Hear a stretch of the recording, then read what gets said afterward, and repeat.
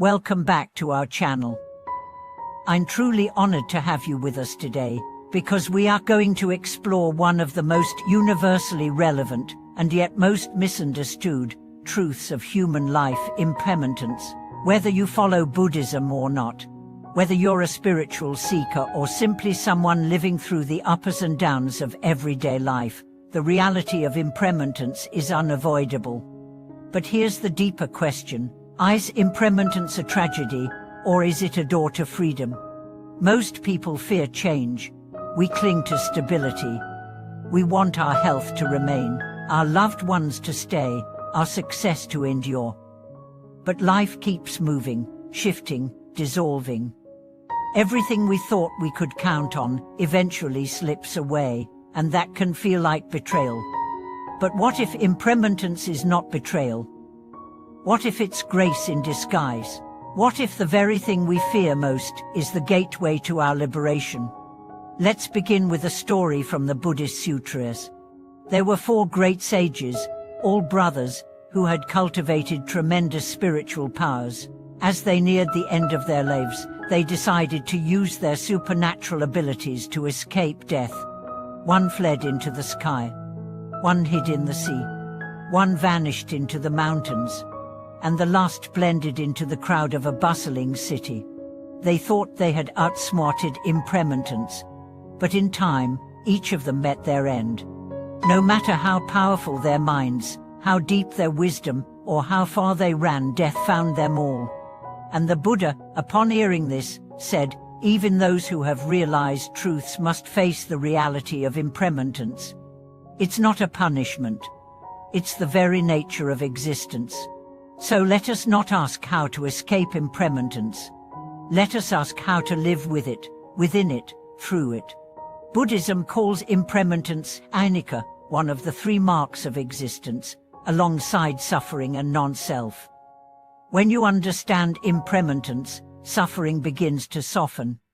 When you realize that nothing lasts, you stop fighting with what is. You begin to see each moment not as a trap but as a gift. You begin to bow not in defeat, but in reverence. Here's another image. Imagine holding a snowflake in your palm. You can't keep it. If you try to grasp it tightly, it melts faster.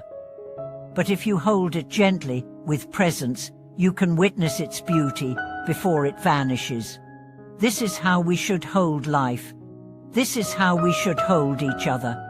Let me bring this closer to the heart. Have you ever lost someone you loved deeply? A parent, a partner, a child, a friend? The grief can be unbearable. But part of what hurts is that we believed they would always be here. We made permanence out of what was always a miracle of moments.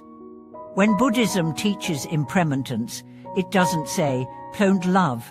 It says, love fully, because this moment is sacred and fleeting. That tear in your eye, that laugh on your lips, that heartbeat in your chest, none of it is guaranteed to return. And this is not a cause for fear. This is the reason to wake up, to stop wasting time, to say what needs to be said, to live your truth, not tomorrow, but now. Let's reflect on the teachings of Zen Master Dio General, who said, impermanence is the Buddha nature. What does this mean? It means that change is not an obstacle to awakening, it is the very path. A leaf falling, a baby's first breath, the last word of a dying loved one, all of it is Dharma speaking. There is no moment that is not a teaching. No ending that is not a beginning in disguise. Think about your own life. Have you ever been fired from a job, only to later find a calling? Have you gone through heartbreak, only to emerge stronger? Have you lost your way, only to find a deeper truth? These are the gifts of impermanence. They shatter illusions. They humble the ego. They return us to the present. Impermanence doesn't mean we stop caring. It means we care more, because we know nothing is promised. Let me tell you a true story. A teacher once invited his students to write their most painful memory on a piece of paper. They did. Then he said, "Earn it." Some resisted. They didn't want to let go. But when the paper turned to ash, they felt something lift. Because they realized the memory is real, but it doesn't have to control you. That is the healing of impermanence. It says, you are not stuck. You are not doomed. You are not the past. You are the awareness, watching it all change. And that awareness, unmoving amidst the storm, is your liberation. So how do we live with impermanence? First, we accept it intellectually. We understand that all compounded things decay. Then, we accept it emotionally. We allow ourselves to grieve, to feel, to weep. Finally, we accept it spiritually. We bow to the transience of all things as the sacred dance of the universe. When we do this, we don't become passive.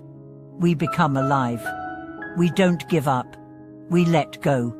We don't retreat. We engage more deeply with humility and joy. So next time you're facing a change, a loss, a transition, a goodbye, pause. Ask yourself, what if this is not the end, but a turning page? What if the pain you feel is not punishment, but purification? Remember this, impermanence is not the destroyer of meaning. It is the source of it. Because of impermanence, a flower is beautiful. Because of impermanence, a sunset is breathtaking. Because of impermanence, every goodbye can be a sacred act. So don't fear change. Bow to it. Welcome it. Learn from it. Be transformed by it. Thank you for watching this video. If this reflection on impermanence helped you find peace in a changing world, or brought healing to your heart, I invite you to share your thoughts in the comments. And please, like, subscribe, and turn on the notification bell so that you don't miss our future videos on wisdom, compassion, and awakening. Until next time, hold each moment with care, love without clinging, and walk gently, knowing everything you touch is already part of the great flow.